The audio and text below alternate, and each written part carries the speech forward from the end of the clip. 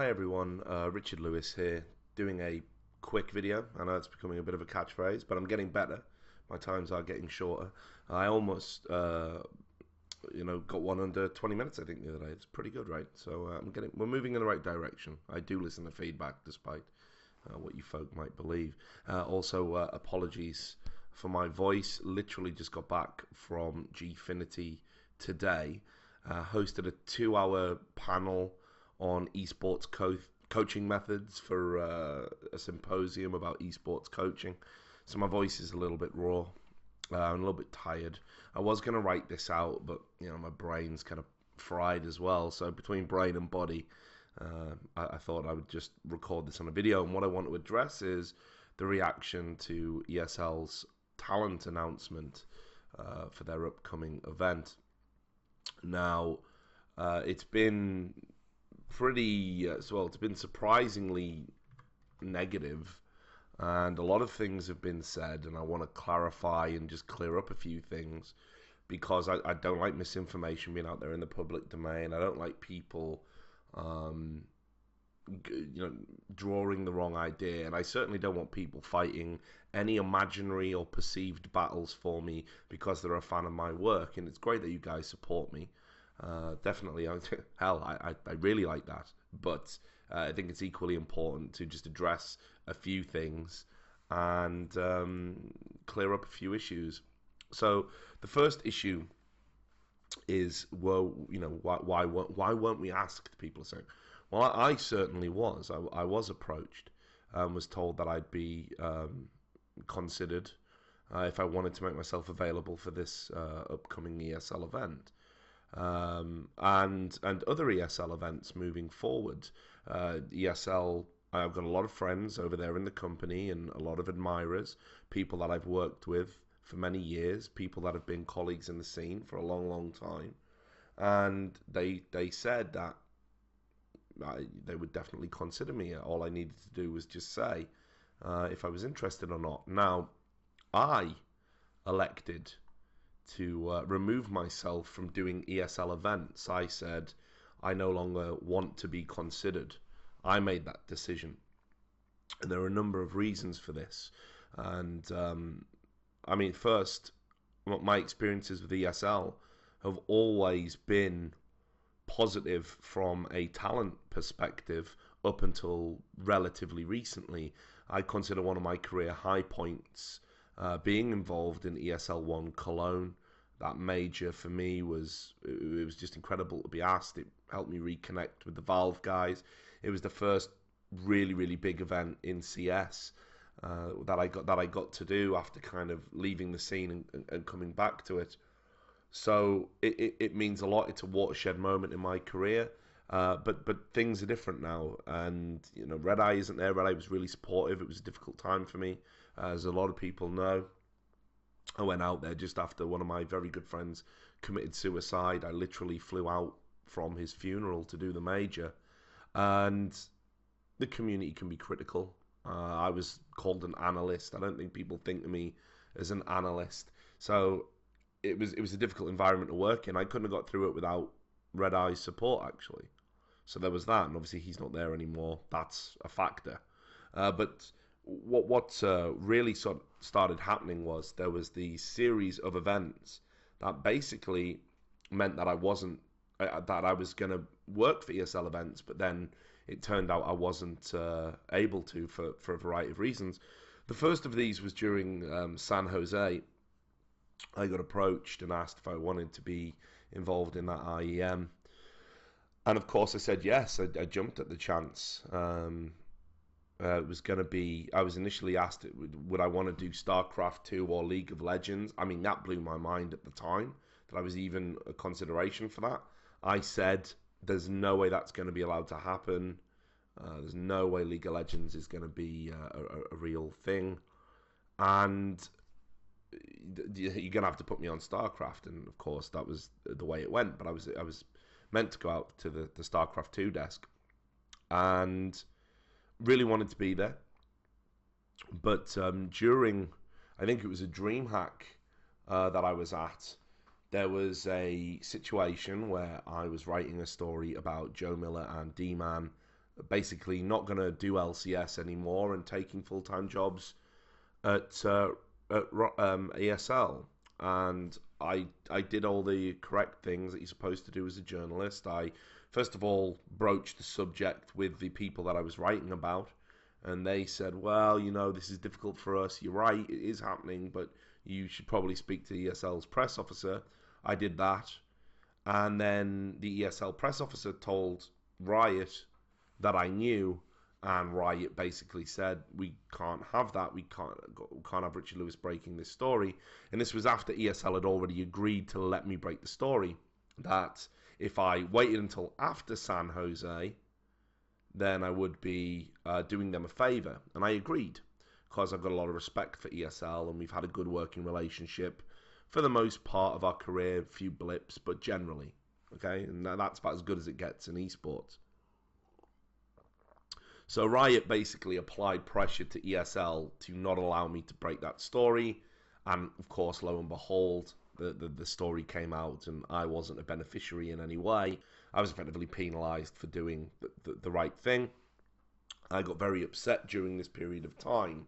And as way of an apology for the way it went, I was sent an email that proved that Riot had essentially leaned on ESL to enable this to happen and to not honour the agreement that was in place.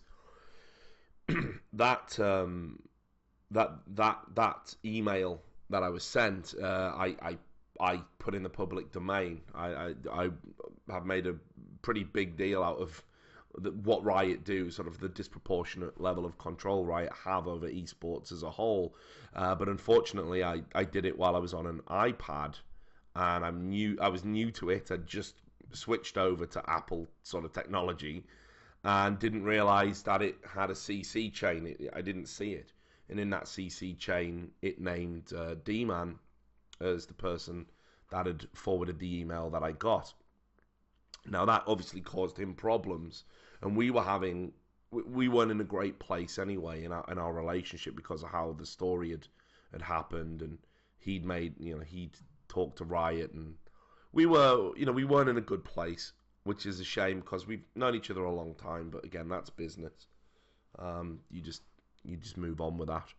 But because of that incident with D-Man being in trouble, ESL said, it's not a good idea for you to come to San Jose. We'll still pay you, but you absolutely cannot come. Now, I was kind of like, I can't even believe that's happening. It's StarCraft. What's it got to do? I won't even see D-Man. But and unfortunately for me, they felt it was just better for all parties to let it die down. They said it'll definitely calm down. And a promise was made at that point that for Katowice, I would be involved for that. They would still use me for Katowice. And I really wanted to do it. Again, Katowice has been one of the biggest events in CSGO. I attended the first one as a member of the press. To be involved in the panel would have been incredible. So Katowice comes rolling around, and we've had preliminary talks. They've asked me about my fee. Everything seems to be in place, and it just doesn't happen. And apparently the reason it didn't happen is because on the day I was going to get asked, I released a YouTube video, which you can see in this channel, about Mark Merrill and the Spectate Faker incident. And basically I called him out and said that he's talking nonsense, because he was. That actually he was engaged in the sort of reprehensible behavior he was talking about, when he was trying to make it out that spectating a player practicing is some form of harassment or cyberbullying. A ridiculous standpoint. And I did quite a lengthy video tearing him down. And of course, back then, my stuff was still allowed on the League of Legends subreddit, and it was front page, and it was pretty much an evisceration of Mark Merrill's standpoint. Now, on the back of that, the timing was that whether it was, and depending on who I talked to, there were two different versions. One version was Riot said to ESL, you can't use Richard Lewis at any event where League of Legends is present. Another no matter what game I'm on. Another version is that because ESL want to maintain a good relationship with Riot, any event where League of Legends is present, they're going to choose not to hire me, but I'd be considered for all other events. So at that point, I've had it, carpet pulled out from under me twice, and obviously I'm feeling a bit, grieved. I don't get to do Katowice. I have to watch it. It's frustrating, but whatever. Okay. Even at that point, there was still no hard feelings. Then I was booked for a ESL UK event. I think it was the MCM event, and I was going to be there doing some hosting or something, and we all agreed it. Me and ESL UK again. Fees agreed. I'm even in the group chat on Skype for all of the talent, so we're that far into it. I think we're train fares are getting ready to be booked. Everything's done, and I broke the story on the Exclusivity League, the proposed CS:GO Exclusivity League with Vulcan ESL and all of those people, which of course broke down partially as a result of the story. So at that point, again, conflicting versions. ESL UK told me the ESL Germany called him up and said, you can't use Richard Lewis. Look what he's written. Another version is that ESL UK was so nervous, and of course League of Legends was involved again, that given that I'd written this exclusivity story, given that Riot absolutely detest me and don't want me to be anywhere near their game or associated with their game in any way, shape or form, they decided at the last minute to remove me. So that's 3 events now in a row. So you combine that with the situation that at the time, the Exclusivity League just looked like it was going to be an incredibly negative thing for CSGO and its proposed format. And it looked like ESL were going to start squashing smaller organizations. And then on top of that, you add to the fact that the Thorin situation, which, look, I'm fairly diplomatic about that. I do say that for that event, ESL were caught in a rock and a hard place. Certainly, maybe for all events in Poland, it's probably reasonable to say that Duncan can't be used, given his comments about the country. However, that said, Duncan is, for me, the go-to analyst. I know a lot of players maybe disagree with that, but in terms of how he wraps up his historic knowledge, his ability to read the game, his fearlessness when it comes to critique, and the entertaining way in which he delivers it, I think he's a unique value proposition. I think what you get with Thorin, you cannot get with anybody else. And I think he needs to be involved in all of the CSGO majors, and certainly all of the CSGO, as many CSGO events as possible. Also, despite the fact that, ironically, I was the guy that broke the story that led to him getting removed from the crew. I broke the story about him getting removed from the crew, and it blew up and it went viral, and it was allowed on the League of Legends subreddit for some reason, and forevermore he's been tarnished as a racist, which he absolutely isn't. I still, he's a friend. We work together. We have a very unique relationship, and that relationship has grown through its own difficulties because we're very bullish and stubborn personalities. We don't always agree, but the one thing we do agree about is that the right to express yourself, the right to an opinion, shouldn't be something that causes this horrific ongoing hate from either the community or for the companies that you have the opinions about. It can be a very petty industry in a lot of ways, and Duncan's been on the receiving end, and I've been on the receiving end. I consider him a friend, so I want to stand shoulder to shoulder with him. That's what friends do. Even if it costs me money, even if it costs me opportunities, I don't want to be part of something that rejects somebody that I have a lot of respect for. So there was that. When you combine all that together, it just simply made the idea of me ever sitting in a chair for ESL again, it just made it ridiculous. And even though the offer was there, and even though, it's really tempting to be like, oh, let's just mend fences, and I still want to do majors. I want to be associated with the biggest and best that CSGO has. I want to be there for that, but ultimately, I can't do it in good conscience with a company that I feel are acting in indefensible ways. And I'm a principles guy first, so I said specifically to ESL, do not consider me again. So anybody out there that are hating ESL for not asking me, you've got to stop that, because that isn't the case. It's a decision I made, as difficult as it was.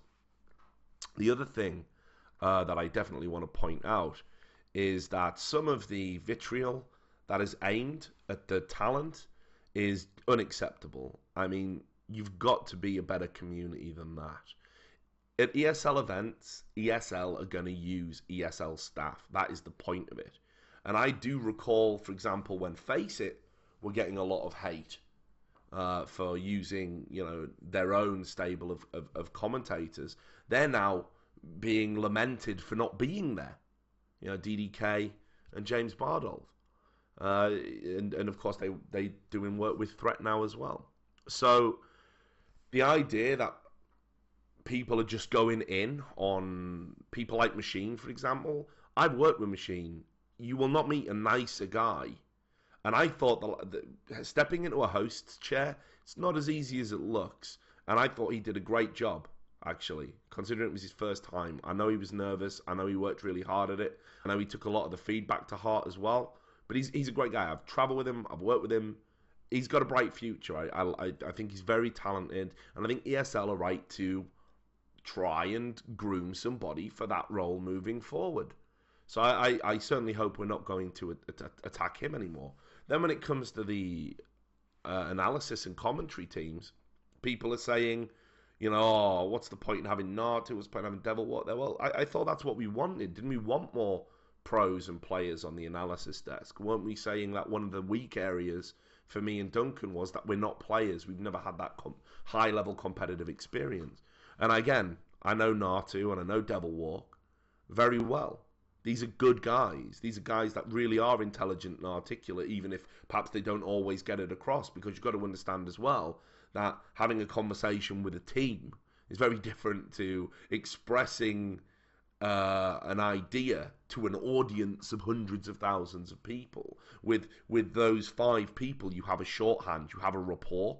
With an audience of people that you can't even directly interact with, you've got to kind of express ideas in a more simplified fashion. And equally as well, when you're expressing it in a language that isn't your native tongue, you can trip over your words, you can not be as articulate, but ultimately there's going to be just chunks of knowledge that me or Thorin, however funny we might be on a broadcast, we're not going to be able to bring that to you. And one of the things I think that's commendable about ESL's broadcast is that they do utilize players in that fashion. I had a great time working with Sean Gares from Cloud9 when he was on the desk. All the players that I've worked with, it's always great to get a player's insight. And yes, some are better than others, but ultimately, if you can ask them the right questions, you can unlock things that are super valuable to the people at home. And I think actually, as we evolve, colour commentary will probably be filled by pros and ex-pros, kind of as it is in a lot of mainstream sports now. Obviously, you've got Anders and Semler there. That's a given. The controversial figures here seem to be D-Man. And again, even though I've already alluded to, me and Lee aren't talking anymore, I've got to say, as a caster, sure, he knows he needs to put the work into CSGO, but he will. He'll be dedicated and he'll do it. And ESL have hired him specifically for the purposes of molding him into a CSGO caster. The only way he's going to get that experience is by doing events. Now, being alongside the de facto casting partnership of Anders and Semler, even somebody as experienced as Lee will benefit from that, because you can look at what Anders and Semler do, and they pretty much set the standard and made the norm of what we judge CSGO casting by. The other figure is, of course, Pansy. And again, I hate the idea that gamers are misogynist. I don't believe that. I've never believed that. Right? We might give women, the same sort of level of ribbing we give each other, but I cannot believe that people are hating on her purely because she's female. So then, okay, let's sit down and critically analyze what it is she brings to a broadcast. Well, actually, she is one of the people who's worked probably the hardest out of any commentator. She was, when she first came over and wanting to do CS commentary, I remember her coming to me and asking if I could introduce her to players, introduce her to teams, get them to sit on TeamSpeaks, Ventrilos, Mumbles, whatever it was, so she could listen to how games worked. She watched hundreds and hundreds of hours of games. She did practice commentary just to herself, just to listen back to and improve. The work she did was unreal. And of course at ESL, she's put onto other games. She's like, they all love her in World of Tanks, you know. Anybody that can make World of Tanks interesting to a viewer has got a talent, quite frankly. So I'm shocked. We definitely need to lay off. And here's the thing: we need more diversity in commentary. We need different people from different backgrounds, different genders, different styles. This is how it has to be. Not everybody can be an Anders and Semler clone. We'd hate it if that was the case. Even in the threads where people are hating on the talent here, you can see people are like, I'm sick of Anders and Semler, or, none of those casters are good. Why don't we get, these other guys? So it's very subjective. And what you need to remember is that what a responsible broadcasting team will do is they'll give you a range of talent. They'll give you different commentators. So, they're catering to everybody. So, yeah, I think that's, hugely important to remember. It's terrible when people are being really critical prior to a broadcast. And understand as well, just as a final point before I move on, that's a bit of a self-fulfilling prophecy. If you hate on talent going into an event, their levels of enthusiasm, they're only human.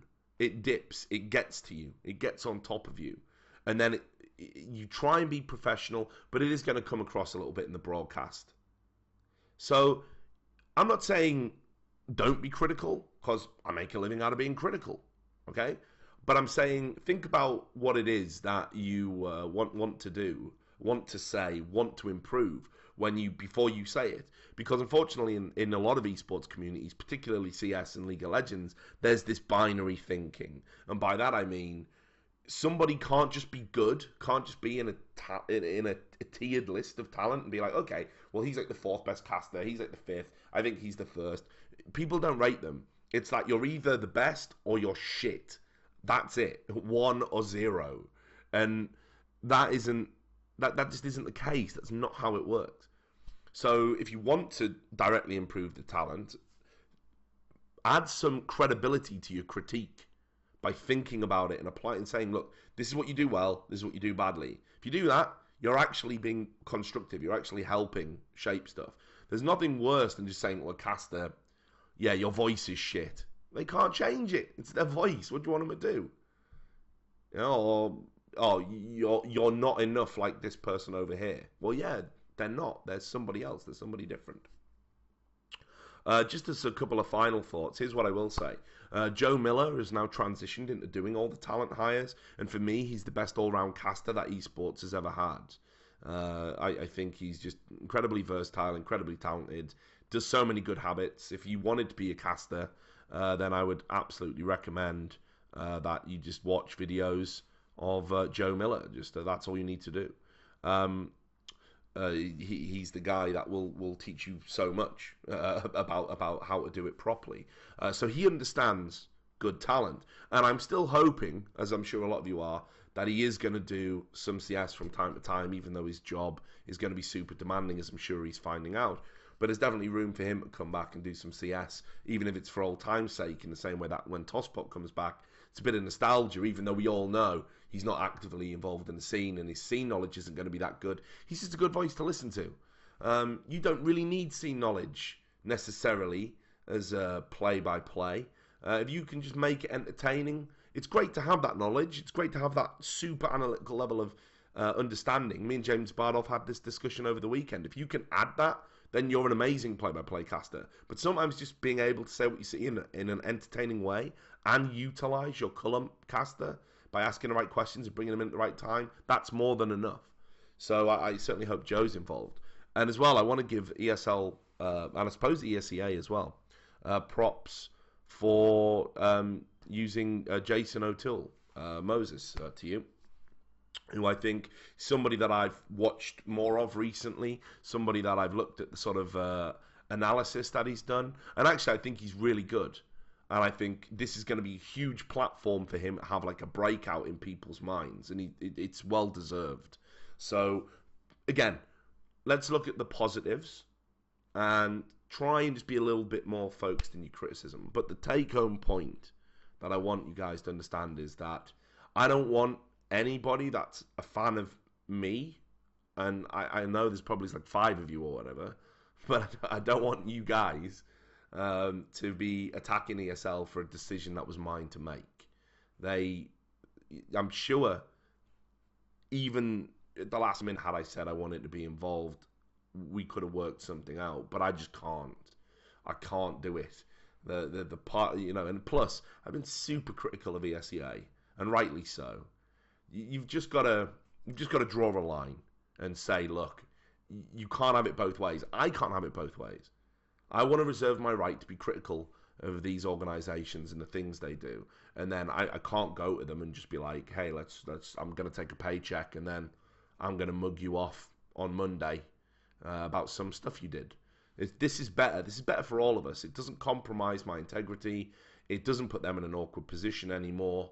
This is just the best way to go for all parties. So just keep that in mind. Thanks a lot for listening. See you on the next video.